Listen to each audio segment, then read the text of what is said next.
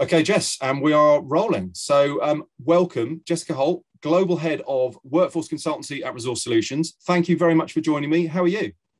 I'm really good, thank you. Enjoying the bit more freedom we're getting now with the COVID restrictions. So yeah, enjoying it, and also enjoying my new role at Resource Solutions. Yeah, congratulations on that. A very interesting move for you and an exciting time in the market. Also, as you mentioned about the COVID restrictions, it just opens the world up a bit, doesn't it? I think everyone's going into the winter with a little bit of trepidation, thinking, how's it all going to go? What's going to happen? In the UK with the schools and this, that, and the other. But yeah, it's definitely more face-to-face meetings and things like that coming up. But obviously doing stuff like this over a video call, nice and convenient. Yes, definitely. Excellent stuff. Cool. So, so what we're going to be talking about today is an area that you are certainly very much a subject matter expert in, and that is the workforce consultancy model.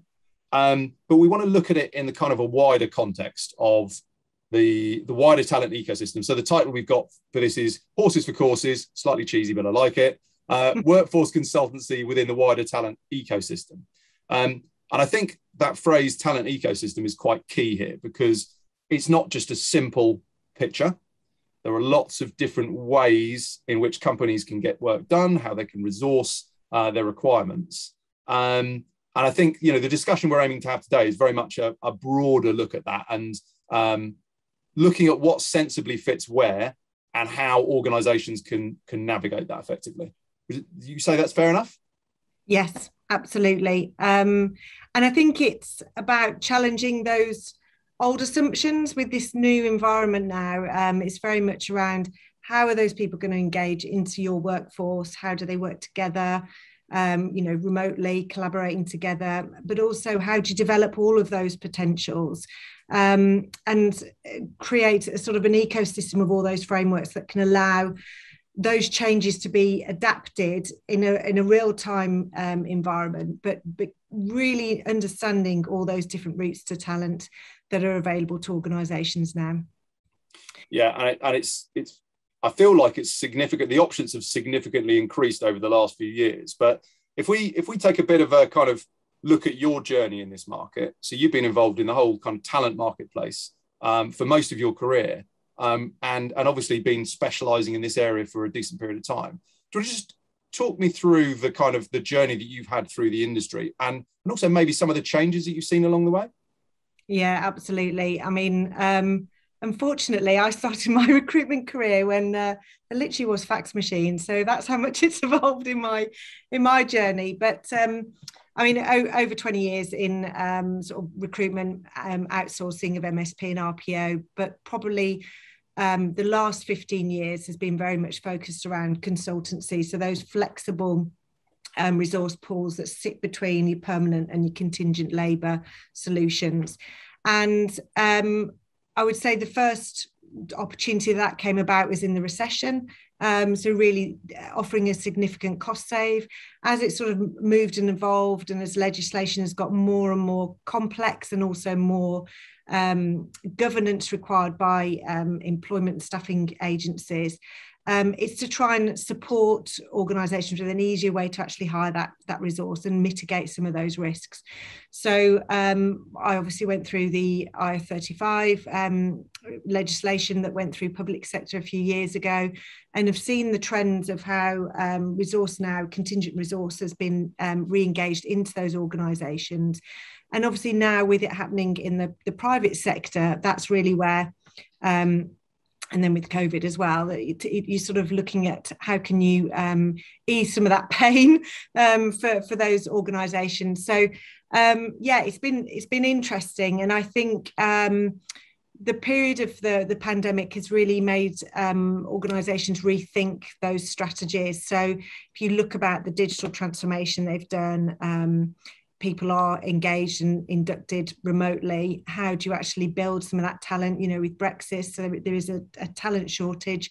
I mean, we're seeing, the highest numbers of recruitment activity, but also the sort of wars for that talent, and trying to offer an environment that is flexible and engaging. And and all individuals that maybe have been out of the work, maybe to care for someone for the last year, how do we reskill them and get them back in? And there is a lot of support from government, but that's not always easily accessible or viable for companies because of the wraparound that you might need to really bring that future talent in or help reskill. So those sort of those new resource challenges is where the employee consultant model really can offer a range of solutions. Yeah, it is so interesting. I've been involved with kind of talent technology, workforce technology for my whole career, and having seen the transition and how things have changed over time, I've been involved with things like gig marketplaces and the freelancer side of it. The gig, before COVID, the changes that the gig economy was driving were very significant. And obviously before COVID, in the UK and in Europe, one of the main things that people were talking about was Brexit and the skills shortages that would create. And then obviously IR35, the reforms rolled out from the public sector to the private sector. So there was a lot going on anyway.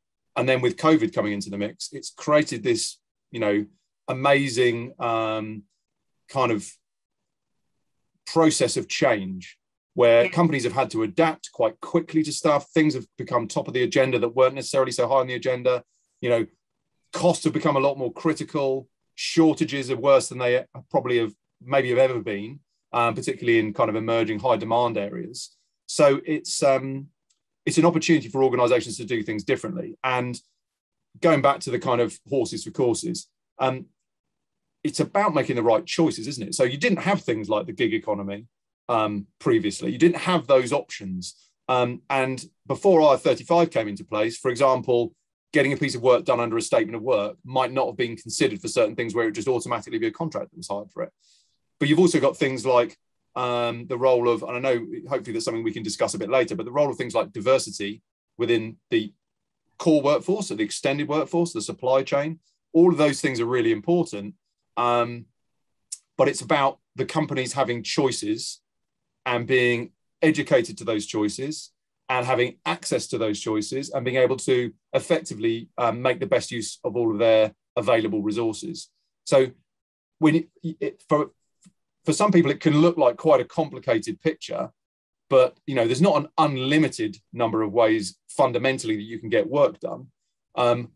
There's a range, but it needs to be brought into a clear structure for organizations. And that's quite a big challenge where people are coming from a more traditional mindset and then suddenly all this stuff's happened that's changed things really, really quickly and everyone's trying to get on top of it. So it feels like a challenging time for organizations, and you must see that when you're going in and consulting with them about what the problems that they're trying to solve. Yeah, absolutely. And some of it is as simple as the two parts of the business aren't talking to each other. Talent acquisition historically, may sit in HR. It may not. It may be that procurement are involved in setting up an MSP or an RPO in terms of the contractual engagements. And then within that procurement or services procurement, because there are so many categories and spends, it's not just human capital that's included in there. It's making sure that you get a real holistic view on where that talent is going to come from, but also the compliance pit.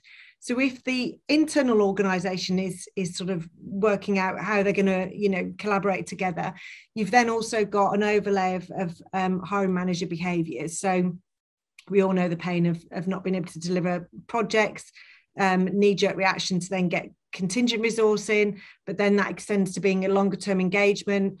You might be paying for services procurement, and a deliverable piece of work, but then because you get to know them, you might put them on a contingent assignment. So you've got all these behaviours which are ultimately driven by that manager needs that talent, needs them to be skilled. And whatever route they can do to get that resource as quick as they can will tend to be that defining end result. And obviously technology fits over that really, really well, but sometimes it doesn't. And sometimes the need has come first and then they find the technology or the route to actually put that resource through a particular agreement. So I think it's really looking at that, being very open to where that talent is. Is it freelance? Is it part of the gig economy? How do we then know that they've been vetted to the standard that they need?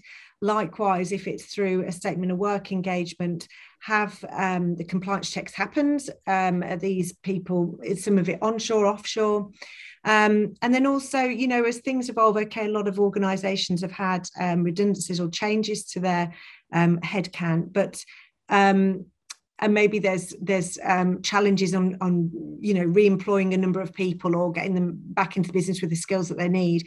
But at some point, they will want to build their permanent workforce again. So you know, all that investment that you might have done through a statement of work provider or a contractor, how do you make sure that you're retaining that knowledge and then not moving on to another organisation and taking that knowledge with them? So I do think it's become extremely complex. And you then also add in the fact that these people have a right to do what they want. So there could be a contractor one day and they might want to work remotely another day. Then they might be engaged through an organisation that they have some sort of link through sustainability or a passion towards. So how do you make sure that that candidate is continually giving all those options and it's not just permanent or contract or statement of work, that they're able to engage with that company that they really want to go and work for? So where we support organisations is exactly that. So it's giving them the extra training and development, giving them the ability to consult with, you know, as employees of Resource Solutions, but with a particular client. But then they might want to go and work for another global organisation over the other side of the world, and we can still do that, but they've still got their benefits of being a permanent employee with us. So yeah, I do think it's a challenging time for all areas, really. And it's been able to get some of that advice that can really shape the direction that they're going to go to, and not fall behind some of their other competitors, really. Yeah, you make some really interesting points there. I think, you know, ultimately what it comes down to is the best fit for a particular requirement. And I think I've had quite a few interesting conversations in the industry with the kind of work versus worker conundrum, in the sense that you can approach it from I need this worker, or you can approach it from saying, this is the bit of work that needs to be done that works towards this strategic objective within this department, which feeds into the overall company strategy.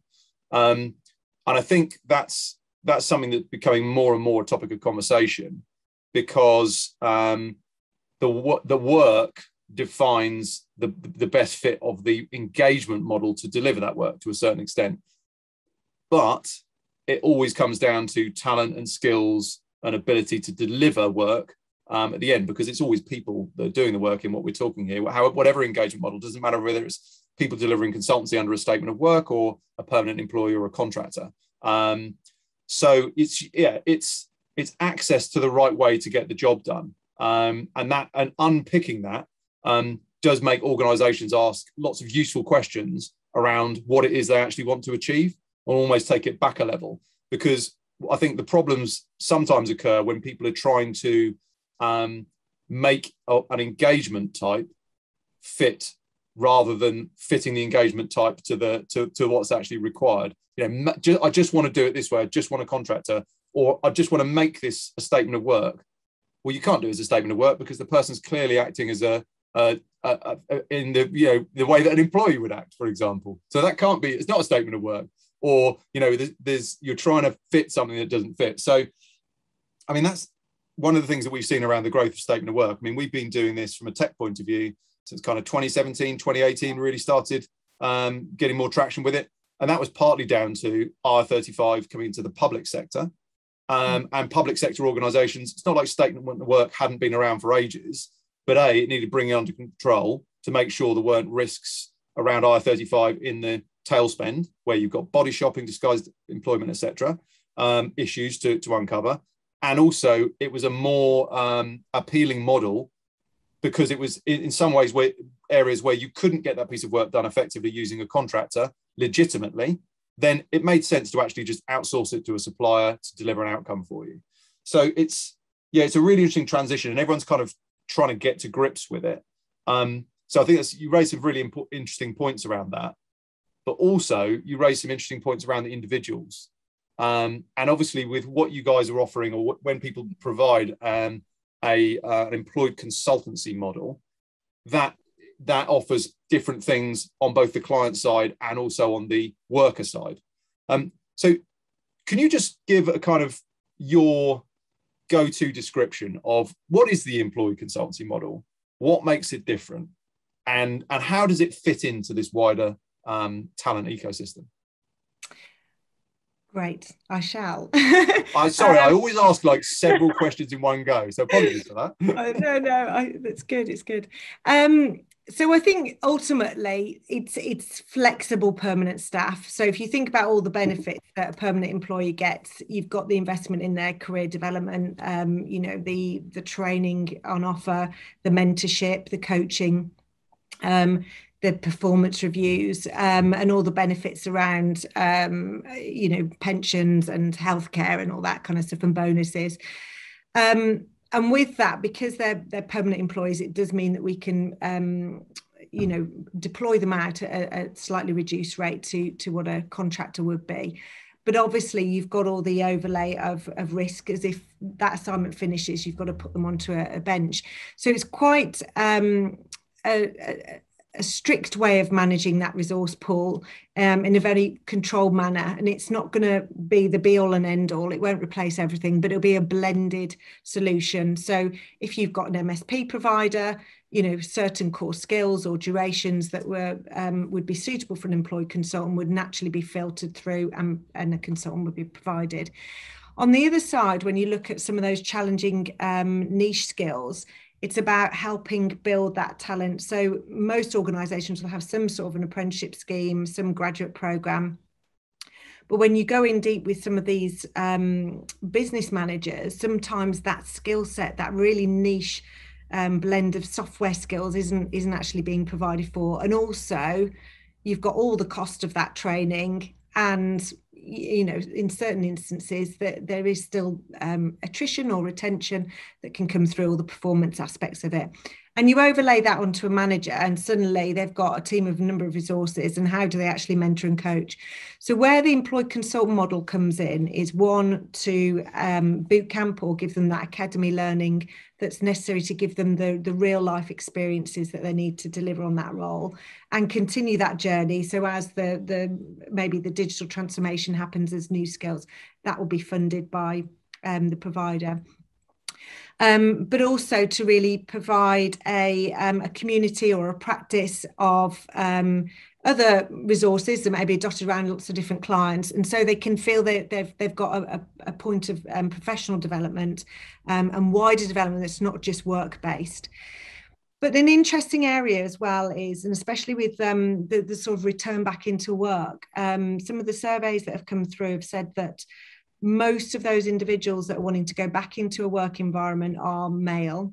So when you start to think about what's going to happen in the future, about all those organisations that have done loads for gender diversity or ethnicity and tried to get those people to collaborate, actually there's a barrier now, and that can be the need that they don't want to go back into a working environment unless it's necessary, and we've seen that across everywhere. So I think where this can also add some value is that community aspect, that portal, that really learning centre will allow that collaboration and that diversity. So it can also support organisations in maintaining those levels with that flexible workforce. And I think ultimately it's engaging that talent for however long it is, but given the ease that client knows that they're fully mitigated against any employment legislation, all the AWR, all the CEST analysis, they haven't got to go through any of that.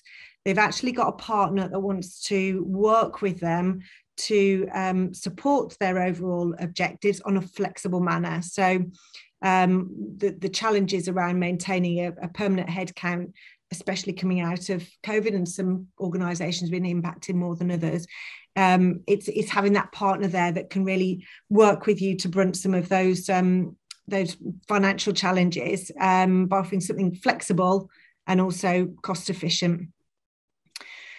A quick question for you on that. So if you look at it from a headcount point of view, if a PLC is always going to be very conscious of their in headcount figures, because that's going to be in their reporting, it's going to be in their financial information.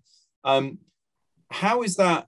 How would if I'm a large organization, I'm a PLC and I take on 50 employed consultants, where do they sit? I'm assuming they don't sit on my employee line, obviously. They don't sit on your employee line now.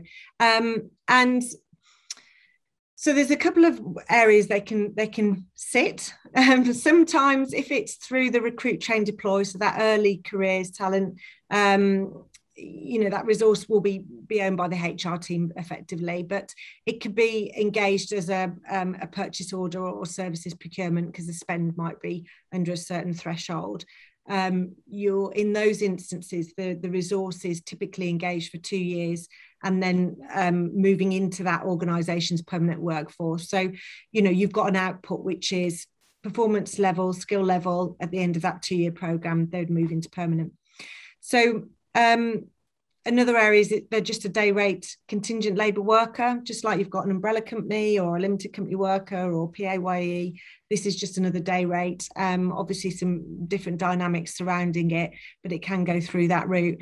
And I think where we get this sort of real grey area on the statement of work area is because some of those organisations will allow you to engage under a services procurement or a statement of work piece. And they exist. It's just there is sometimes different clauses and terminology that sit within that contractual agreement. So the employee consultancy model would know tax and emissions. We're not on site directing and leading that individual. And so that can sometimes, especially if it's derived out of a staffing organisation, it can be an area of negotiation, I suppose.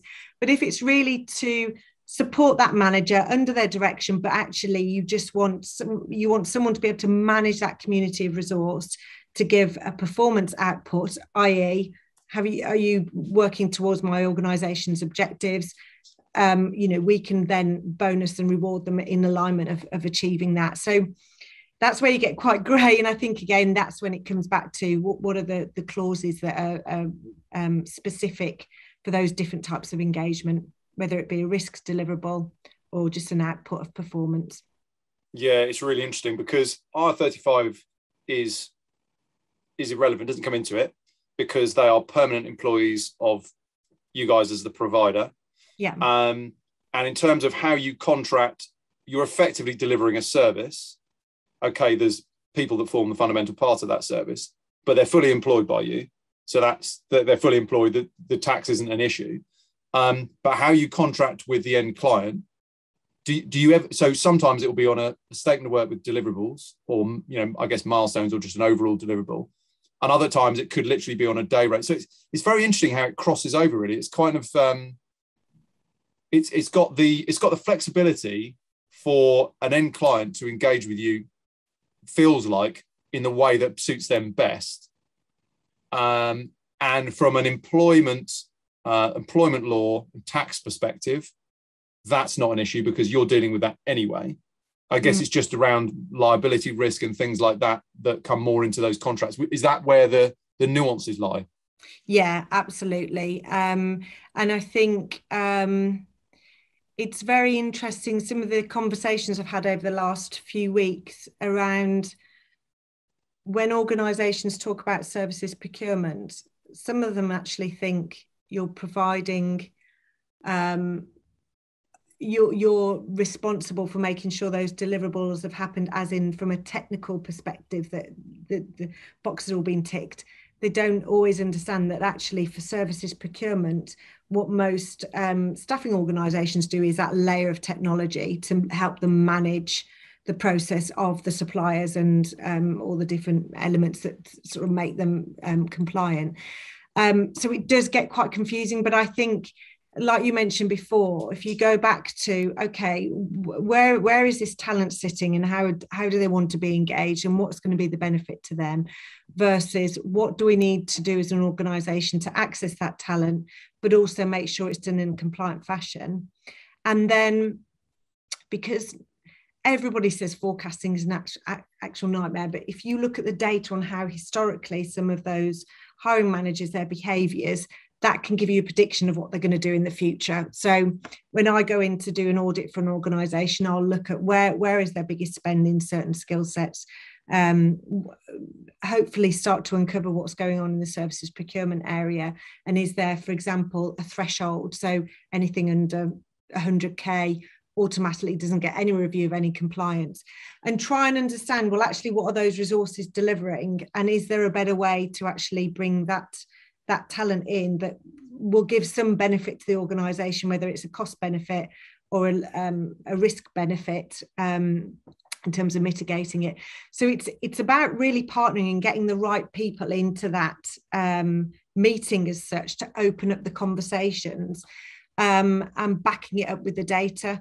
Having, like I mentioned, having been through various different market challenges, resource challenges, most companies end up going down certain routes. For example, there's an organisation that their contingent workers actually show as headcount. So when they're reporting to the market, it's their permanent headcount and their contingent headcount. So you can then see how there's a natural instinct to push everything through statement of work. But if you think that that's really where a contractor's going now because they're trying to avoid the headcount count, there's none of the compliance that maybe HR might do around CEST analysis or AWR. And so you're building out this massive can of things that potentially could explode because HMRC are starting to investigate and explore. Oh, yeah. And, you know, it takes one miscorrected behaviour to for them to really investigate in, and what the implications then in terms of the costs to that organisation. Yeah, I mean, that example there where you've got contingent workers as headcount, and therefore that might make people, you know, have headcount limits or freeze or cap or whatever, then a buying manager might try and push that under a statement of work and but it not be a genuine statement of work. I think that comes back to what I was saying around this debate of, is it a question of trying to get a worker and put them in by hook or by crook, or is it a question of using the right engagement model for the specific piece of work that needs to be done? So a couple of things I just want to kind of come back to. So in terms of when you were talking about with the statement of work with deliverables, sometimes there being a confusion with certain models where maybe the end client thinks that an intermediary, like for example, you guys, is responsible for the delivery of the milestone. Yeah. Whereas actually in what I would describe as an SOW management services procurement type solution, where you are intermediating between the supplier and the client, and you are bringing in technology and helping them manage the process, surfacing data, giving visibility, making sure it's all working nicely, providing strategic insights. You're not responsible for the delivery of the project, the supplier is, and they're directly responsible to the client through usually a tri-party agreement to deliver that. Whereas on the other hand, we're seeing significant growth in staffing organizations moving up the value chain towards kind of true consultancy, where they are providing project services or consulting services where they do take liability and they are, you know, submitting a milestone for the client to approve, and they're responsible for doing the work and have liability for that. So it's very interesting to see that gradient happen in the market. But you're absolutely right when you say the critical thing is actually whatever you're going to do, doing it correctly. Because anywhere along that line, you could be getting that wrong, and you could either be taking, you know, unacceptable risk for your organization. You could be leaving the client in a hole for risk if it's not done correctly, or there could be this floating R35 liability that's going to bite somebody along the line. So yeah, I totally agree with you.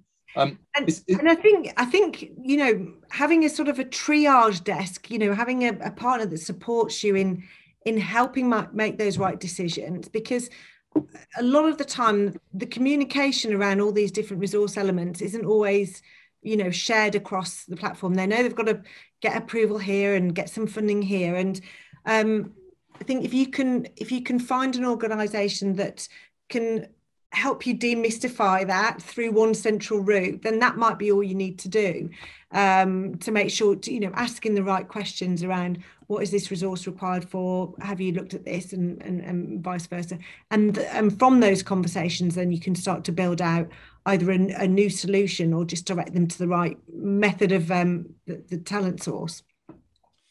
Yeah. So another thing that I think is quite interesting is this sort of transition point. So in what percentage across the industry would you hazard a guess that what percentage of employed consultancy work results in a permanent engagement with the end client? Is it like 10%, 50%? What do you reckon? Um, it does range. I think the more junior end, the build mode where you're investing in all the training with the end result, I would say 80 to 90% go direct into the client, because you've got co-investment from both sides of making sure that resource fits their future demand. From a professional grade, again, sometimes it's about the branding and the engagement and getting that cultural fit. So some resources out there, they just always want to go and work for the end client, and that's all they're bothered about, and they'll pick and choose who they want to go and work for. Some of them, it's about the candidate trialing out that organization to really get a feel of what the culture is compared to what they're projecting outside. And again, using a staffing provider that can bring some of that branding and attraction and help you direct to get bring that diverse workforce in is really a specialism that we have. So yeah, I don't know whether that answers your question. It does. It's interesting. I thought it would probably vary, and the fact that it's depending on levels of seniority and experience and stuff like that makes sense. Do you think this model is unique to the staffing industry, in the sense that, if you look at like there's this convergence going on? So if you look at like the big consultancies, they do consulting work where they're providing a consultancy service generally under a statement of work, and they will either be doing it with their own employees, or they'll be bringing in contractors or outsourcing some of it on a subcontract basis. What they don't tend to generally do is have any of those people then go into work for the end client. On the odd occasion, obviously someone's going to make a decision to do that, but it's not part of the service. Do you think this employed consultancy model, where it does tie into the permanent resourcing headcount side of it, is that unique to the staffing industry, do you think? Or are there other areas that offer something, that do something similar? I mean, there's always a attempt to perm option, but I think you're looking at a contractor going perm, whereas here it's a permanent to permanent sort of transition, really.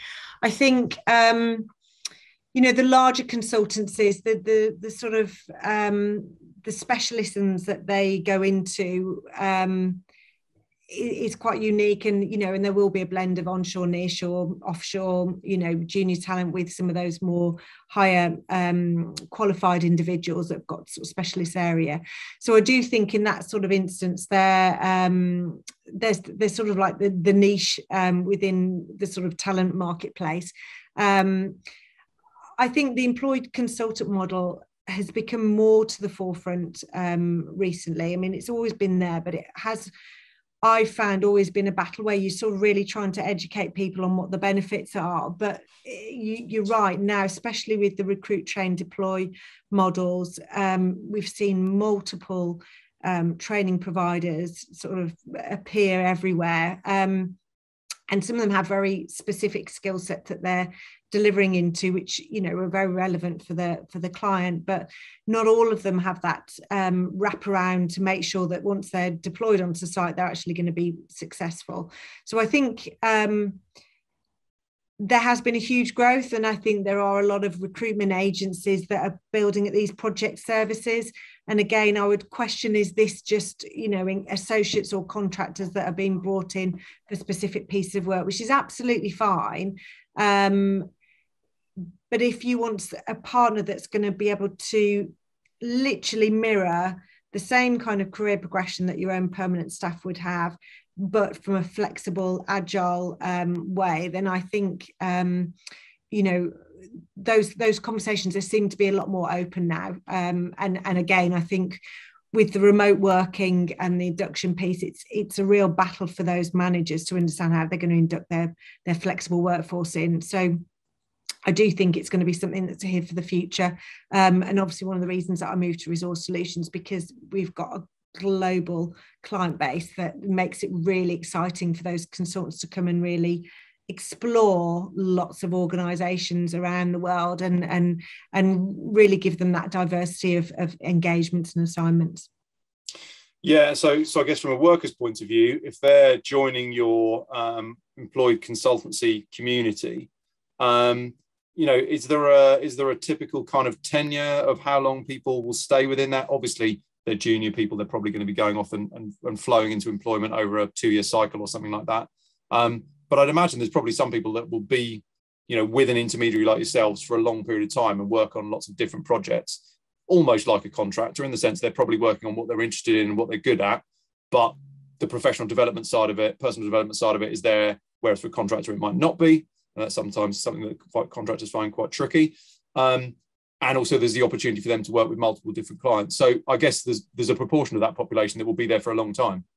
Yeah, absolutely. And I think,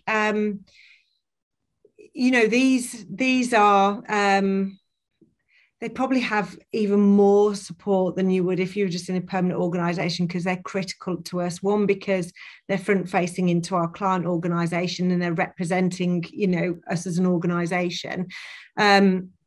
So that representation needs to be that they're delivering and got high performance.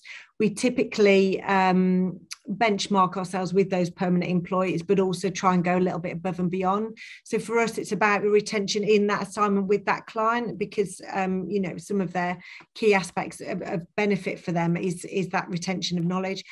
I would say it'd be interesting to see what happens over the next sort of 12, 24 months, because there has been the mass resignation, so I don't know how that's going to impact over the next 12 months. But also I think one of the other pieces is this sort of appetite to reskill and learn and really develop personally. And so I think this is an area where they can get some flexibility, but also security that they're going to get the mortgage paid at the end of the month. So I do think it's an interesting dynamic, and I think one that's probably going to continue to evolve over the next 12 to 24 months. But the area where we saw the biggest impact last year in the pandemic was that junior entry level, because the resources that they could afford to have on needed to be the top performers, the people that can manage workload on their own, are skilled, highly skilled. And unfortunately, a lot of those individuals that were furloughed from companies in that sort of entry level were ones where there was a challenge around making sure there was a hiring manager to look after them or help coach them. So that element is sort of recovering a little bit. But yeah, I think it's going to continue to evolve. So I think opening up those conversations now and getting the procurement element of the organisation, talking to the business to understand what skills they need, and then from a HR compliance perspective, and hopefully there's nothing else coming down the line to sort of cost organisations money, but we don't know. We know NIC is going to go up.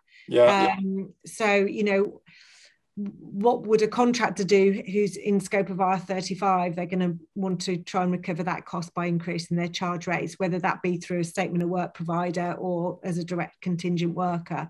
So yeah, it's that's the next thing on the line. I think just some more cost increases, really. Well, you know what, all these sorts of things keep people like you and I very busy. So it's there's a lot going on, and it fundamentally comes down to the fact that companies have business to go after. They've got business to do, and they're finding it very difficult to resource that at the moment. And so many things are happening so quickly. Governments are trying to put controls in place. You've got major global events coming into it. Companies are worrying about costs all of a sudden with things like COVID just slamming the entire world. So everyone's got to get everyone's got to get everything lined up and organised. And they shouldn't be missing out on opportunities where this scenario would really help them for a particular type of requirement or a particular part of the business or whatever it is they need to get done that matches up with that. So I agree with your assessment that it's very important that organisations either have the internal capacity or they work with a suitable partner to understand where they should be driving requirements, which channels should they be putting through. And then, of course, they need to do each bit correctly and not try and fudge them between the two or between the three or whatever it might be, because that's just going to cause problems. I think one thing that comes out of all of this is that it's all about flexibility. Yeah. So on the worker side, people want different options. You're talking about training and upskilling. You think about when I was a young child, I didn't have the opportunity to just go onto YouTube and learn how to do stuff. Just that, and the fact that people take professional training in all sorts of things in their personal life. Whereas when I was a kid, that wasn't something that we did so much. I think that's massively increased over like the last 10 years. So people have more of a mindset of personal development and people have more of a mindset of flexibility. But on the other side, for organizations, innovation's happening so fast, tech is changing so quickly, requirements are moving so fast, demand, if you don't act quickly, you're out of the competition. So they need more flexibility as well. And what that might look like depends on their sector, location, what their operating model is, what the culture of their business is, where the gaps are, how things are changing. So it's all about being able to be flexible and just being able to draw down on the right resources where you need to. And there should be the talent to match up with the requirements. Whatever it is, all of these companies around the world want to do, there should be people that can do that. Clearly, in some very new emerging areas, there's a new piece of technology that people have got to learn. But people learn this stuff quickly. So it's not necessarily about there isn't the talent there to fulfill the requirements. It's a question of getting the two to the right place where they meet effectively. And that is going to require a different structured engagement depending on where they are, if they're remote or whether they're on site, or how that company's positioned in the sense of we can't take on more headcount. We have to outsource this under a statement of work, or actually we need to do this via limited company contractors. Yeah. So it is a complex picture, but I think that's where conversations like this are really useful. And certainly it's very useful for me to understand this employee consultancy model in more detail as to how it fits in. And there are always grey areas, like what we're talking about with statement of work. Because, for example, if a company engages an employee consultancy provider like you guys to deliver effectively consulting services under a statement of work, and then that turns into permanent placements, that's quite an interesting it's an interesting take on that model. It's transitioning from one thing to another. And that does require, it's crossing over between procurement, buying services, and HR hiring people who are going to be employees in a fundamental part of that organization structure. So, I think the dialogue between different departments within organizations is fascinating to see how that grows. For us, because we're specifically focused on statement of work and services procurement, generally our stakeholders are procurement or finance. And obviously our users will be buying managers and suppliers and all sorts of different parties. But for you guys going in and consulting for organizations, I imagine that must be quite challenging initially in some cases to make sure that the right people are around the table and that the right parties are being represented. Do you find that the case? Yeah, definitely. And it's finding that decision maker and also how the value of what you're delivering is going to benefit that decision maker. So you're right, procurement typically are trying to solve compliance or typically a cost saving benefit. Whereas HR come from a different perspective. And I think this is where, from a talent ecosystem perspective, talent doesn't always sit in procurement. Procurement is services. And so that's where you need to, and it's not trying to disrupt everything that they've done in the past, but it's just starting to chip away at some of those trends or ways of engaging resource and just validating, is that the best way to engage them, and how can we work more collaboratively together? And like you say, how can we transition a worker engaged here into the permanent workforce as and when we need it? Because there is a war for the talent, and that's ultimately where everyone tends to sit. Is like they just want to get hold of that resource talent. So I think really uncovering all that, using your data, asking some questions, making sure that you're speaking to procurement, to the business managers and HR, and really getting an analysis of what that organisation's business objectives are, but also what the behaviours are and the compliance that they go through, and then coming up with a solution and going, right, this is where we're going to start today, small chip away. Let's start to build out that talent ecosystem so that you've got all those options and it's been communicated into the business. And then over time, you will see this massive change in how you benefit from a diverse, more flexible, more skilled resource than you probably ever have before. And, you know, and some of those costs could be diverted into something else that will help you grow. So it's a really interesting and impactful, and I'm massively passionate about this, having done it for so many years now, and setting up for a number of organisations. It is absolutely such an interesting product to be able to solution with a client, and the more that you partner and engage, the more value you get out of it, because there are so many different tweaks that you can do to actually build that proposition out for them, and blend it into what their existing structures are. Yeah, and it must be fascinating from just a people perspective. You know, you're dealing with a population of people within your your consultancy ecosystem. You know, your population, community. Sorry, and then you're seeing that kind of blend in and merge with the internal employees within an organisation that already exists. So I think from that side, I can see how it'd be really fascinating as well. It sounds like an exciting time for this model, along with some other models where companies are just having to, get their act together. So if we just look at, let's take an example of a company that isn't sophisticated or mature in managing their kind of talent ecosystem. How are you seeing companies trying to fill gaps at the moment? And what are the risks you're seeing around people maybe not doing it the right way? So I think the typical routes is just paying more money to get that resource. So, it's like a war for the talent. If you pay a higher rate, then you're going to get that resource. So there is a definite cost implication there.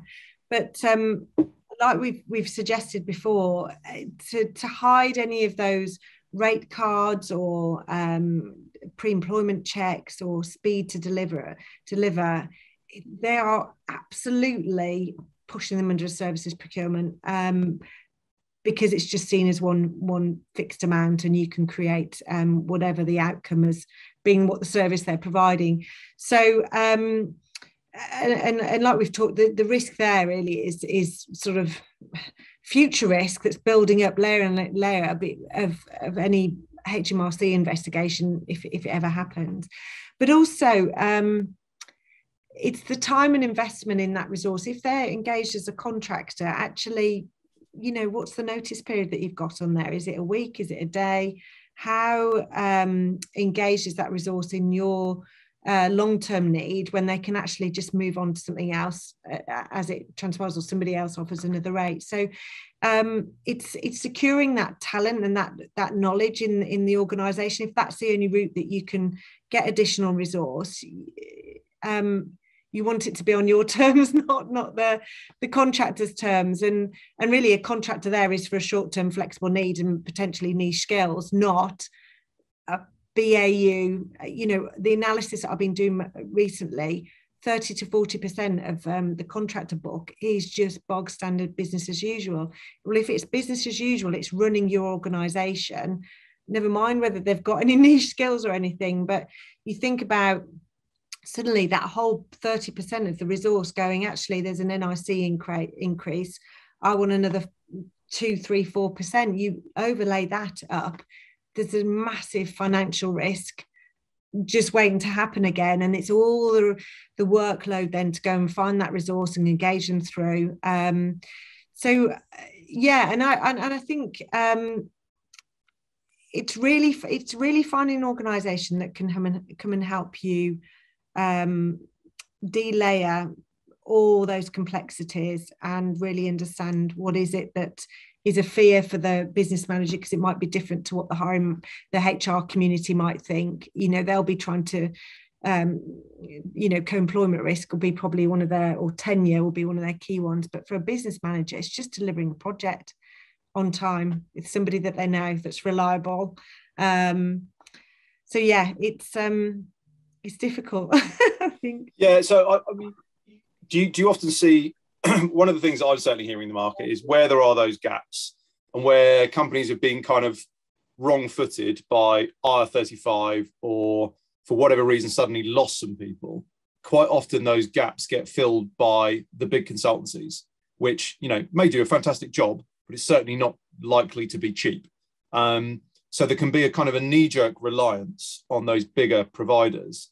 And I think, you know, it comes down to kind of workforce diversity and resilience of your workforce. So you wouldn't want 40% of your workforce to be able to leave on a week's notice. If they're that critical to business as usual, then there's a strategic, you know, misalignment there, perhaps. The same is true of the services procurement supply chain. So some of those supply chains might be very small consultancies.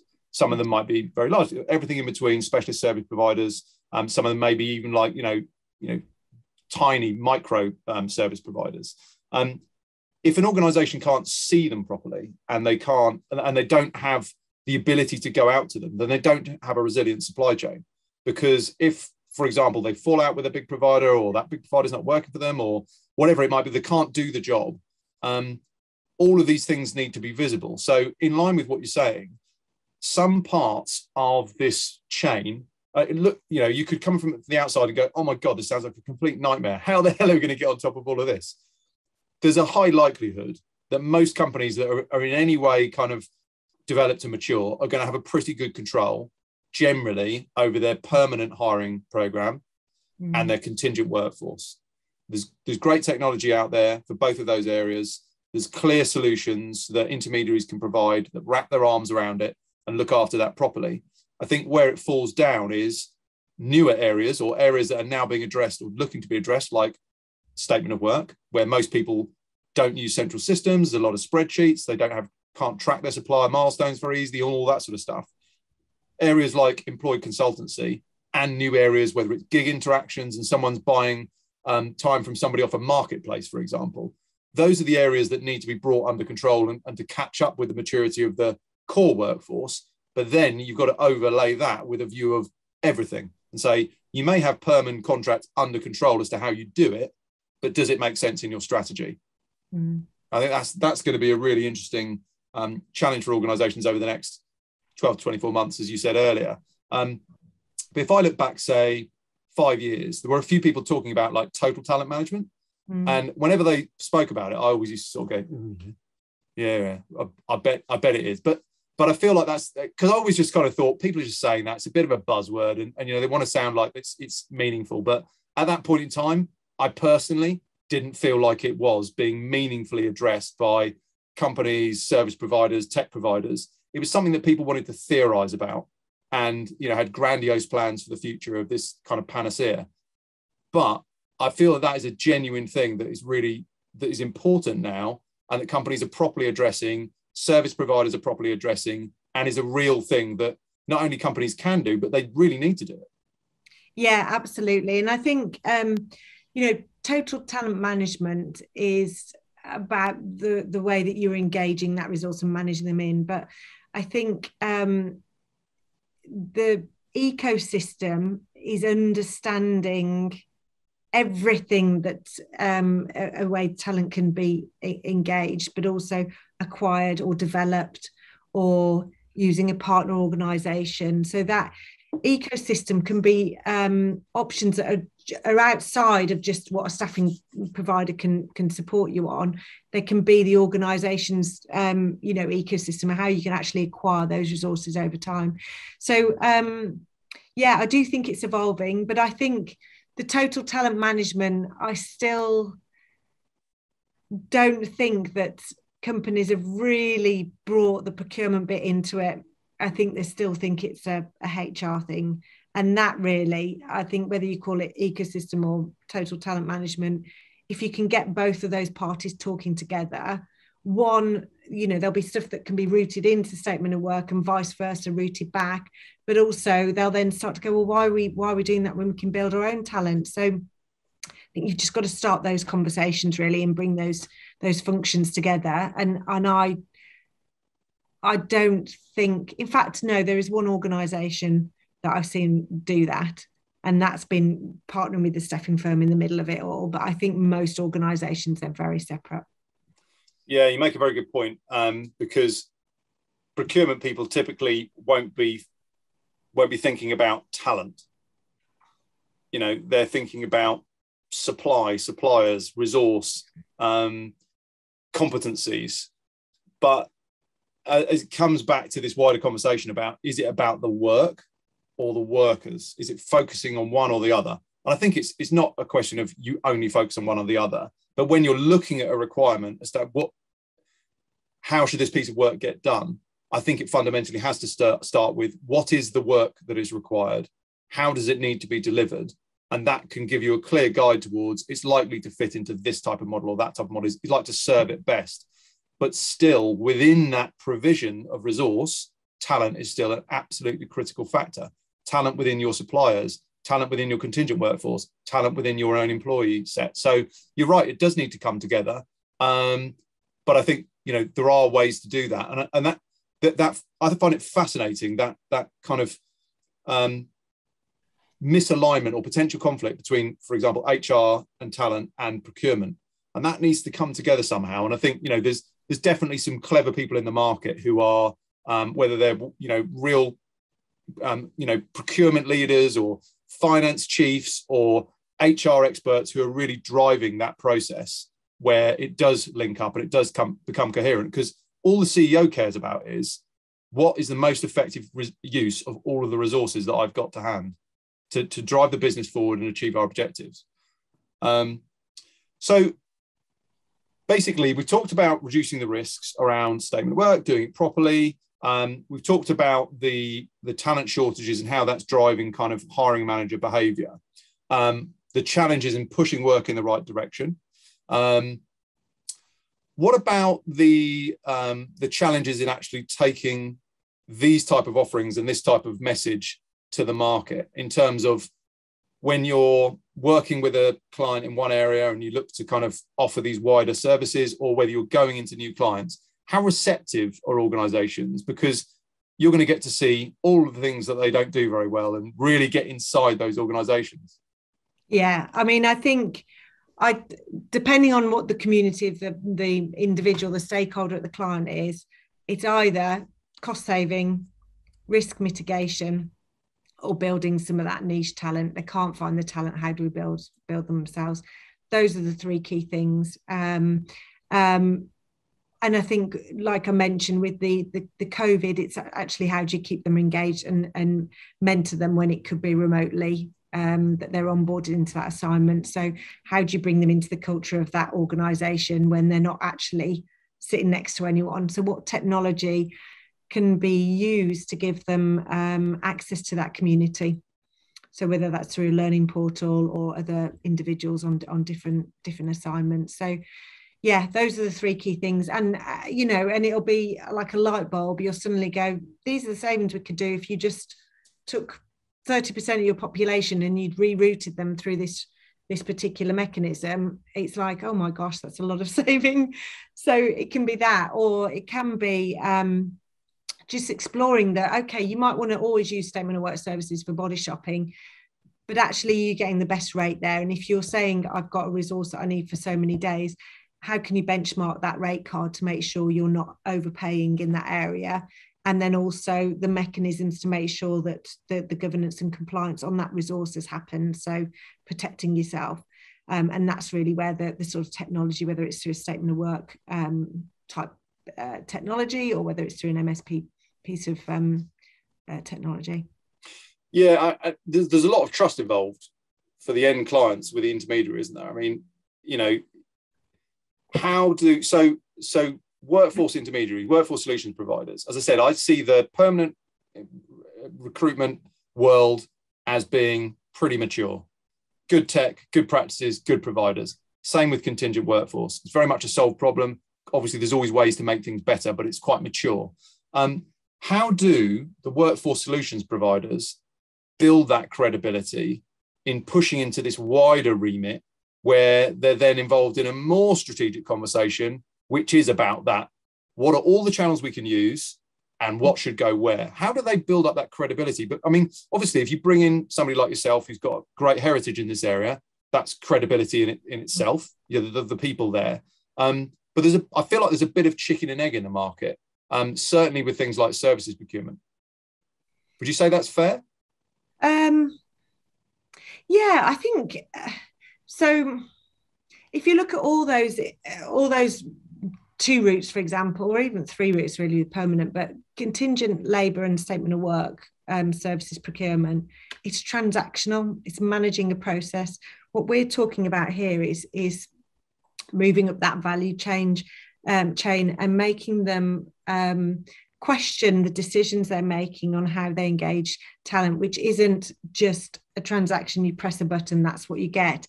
It's really thinking about what's the value to the business in a different route. So we tend to, first of all, do a very short audit of what their current population is, or their hiring, you know, their behaviours.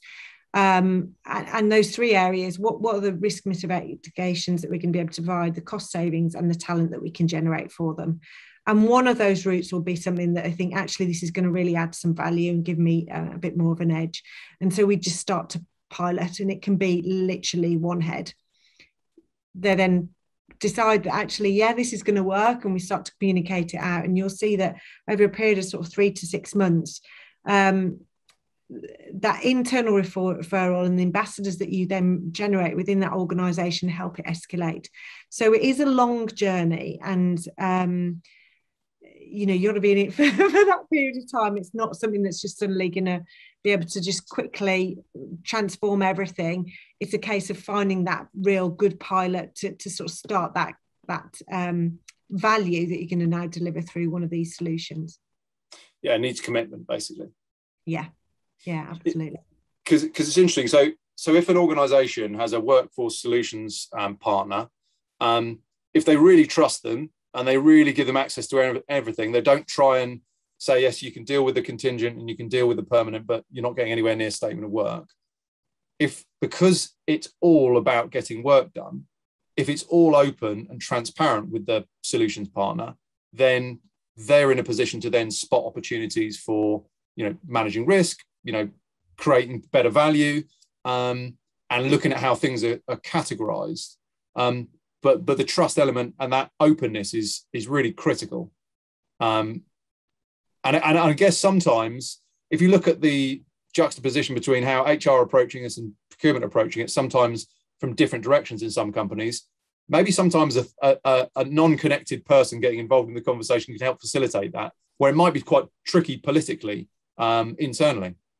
Yeah, and I was just going to say that, you know, I'm talking as if, you know, Resource Solutions are already engaged through an MSP and RPO, got an existing relationship. It's not always the case. Right. It can be that, you know, it's procured as a separate piece of work, or it's a supplier into another MSP provider. You know, if organisations are thinking, well, we're committed now to the next 3 or 5 years with this organisation, it doesn't mean that you can't take benefit of this, because there are other ways to engage this service, because it is different to what a typical staffing provider will bring you. So yeah, it's been open, you know, and like I say, it's not going to resolve everything, and there are a lot of decision makers in organizations, but I think it's having that conversation and just really exploring, is there a big benefit that we can do from supporting this, and the beauty of the employee consultant model is it can span across a number of different challenges in sort of engaging resource. Excellent stuff. Really, really interesting. So just to kind of wrap things up, obviously you've only been at Resource Solutions, you know, relatively recently you've come into the business. So in terms of the kind of exciting challenges that you've got lined up, I'm sure there's all sorts of things in the works, but are there any particularly exciting models where this is being used, the employee consultancy model is being used in a particular sector or countries, or things that you think are you're particularly interested in and excited about over the next couple of years? I mean, I think, you know, some parts of the world are really still on a lockdown, and, you know, they've got to come up with some different way of getting resource that can't move in and out of the country. So you look at places like Singapore and Australia, they really are in a difficult position. So I do think there are lots of different complexities. And I think where, for me, the advantage here is that because we're obviously part of Robert Walters Group, but there is such an expanse of our coverage around the world, we really do understand those legislative or challenges around resource coming in and out. We're living and breathing it. And that has shifted quite a lot, and it keeps shifting as restrictions get lifted and whatever.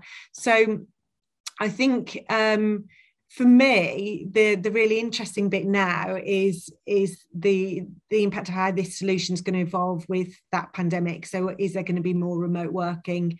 Great, we can sort that out. They're going to access talent because they can't get it into the country somewhere else. But overlaying it all is still the same challenges: engagement, retention, compliance, building that future talent pool. I think those are the core bits, but we've just got another layer of COVID, which is never going to go away. It's basically the same old challenges with a whole load of new challenges chucked on top. Yeah. And that, that's great. It's fine. Like I said, it's going to be this sort of stuff.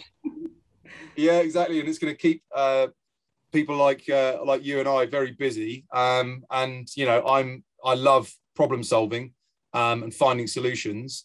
And I think that's what the world's trying to do in so many different areas. And it's really interesting to be part of this side of it when it comes to the kind of workforce and the delivery of work. So, yeah, listen, I really enjoyed that conversation. Thank you very much.